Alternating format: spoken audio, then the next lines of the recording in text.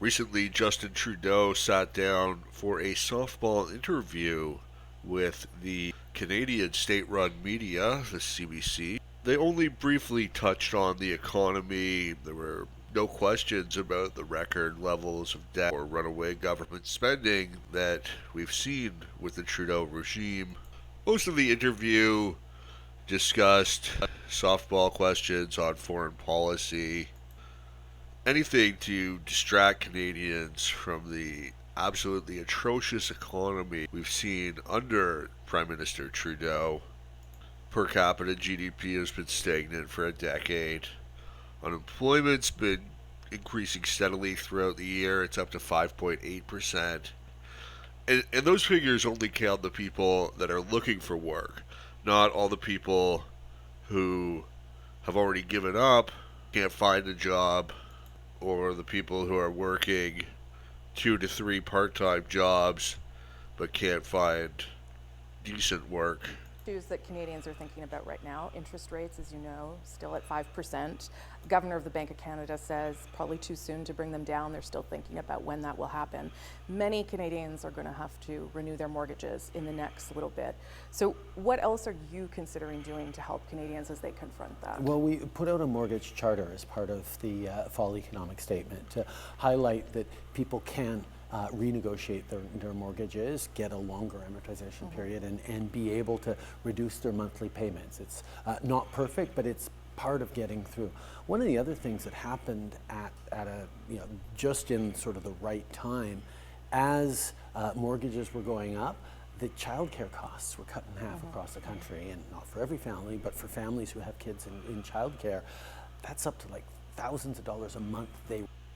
The Trudeau government's subsidies of daycare are emblematic of the cradle to grave welfare system that the Liberal Party advocates for. The problem is this money doesn't come out of thin air. Somebody's got to pick up the tab for all this government largesse.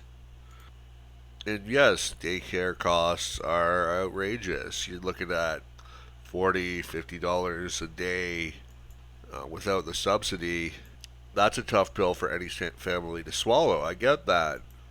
But I think what this is really part of is a broader assault on the nuclear family by social democrats. There's so much inflation and taxes are so high that you basically need to have two incomes just to survive. And so they create programs like subsidized daycare so that both families can work and pay taxes. But then children are missing out on that all important connection between child and mother at an early age. I'm certainly not saying that a woman's place is in the kitchen or at home taking care of the kids. But I do think that for a lot of people, parenting a child is the most important thing they'll ever do. And that some of the problems we face in society today have to do with the disintegration of the family unit, which is encouraged by welfare state spending.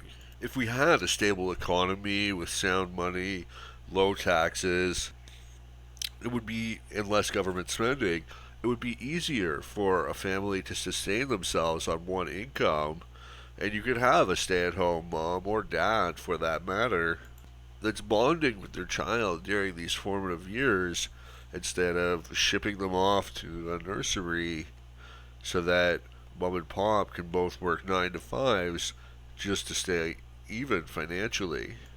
And the other thing is just that the way all this government spending is set up is that it benefits one group, in this case parents, and especially lower income parents, at the expense of everyone else in society.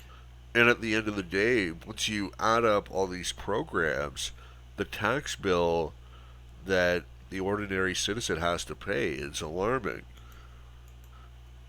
And that's just the problem with the Trudeau Liberals, is their philosophy is just spend, spend, spend. And the consequences be damned. That's why Canada's got record levels of debt. That's why we're probably going to be headed to a financial crisis in the next few years if the ship isn't turned around. The cost of servicing our debt is about to explode, and we already are having trouble providing basic services to Canadians like healthcare and education. You've got thousands of people dying every year on waiting lists trying to get access to an MRI or to a specialist. You've got people graduating from high school that have never read a book, that have only basic literacy skills, if that. They don't understand critical thinking or analysis.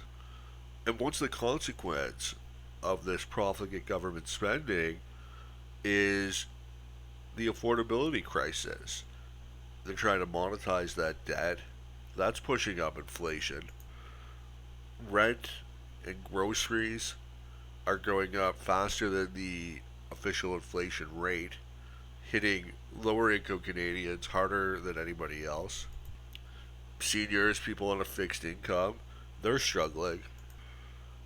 Meanwhile, the economy's not even growing because there's so much government in this country that it's choking economic growth. All of this government spending means taxes. And all of those taxes mean the economy grows less. Because the way the economy grows is people produce wealth. And then from that wealth, they have income. They consume some of it, the rest they save and invest. Now, when you add taxes to that, that's going to come from the money that they save and invest. Their consumption, sure, they could cut back, and some people do, but more or less, consumption's going to be fixed. You know, you got your bills, and you pay that, right? Sure, maybe in a good year, you consume a little more. You buy higher quality clothes, you consume, a nicer cut of meat, you consume beef instead of pork. But you can't change your utility bill. It's not easy to change how much you're paying. A lot of your consumption costs are fixed. So that means once you add taxation into the mix, that money's going to come from money that you would save and invest. But that's where long term economic growth comes from people saving their money and reinvesting in the economy. That's what makes the process of production more productive. And that's how the economy grows, by producing more goods and services.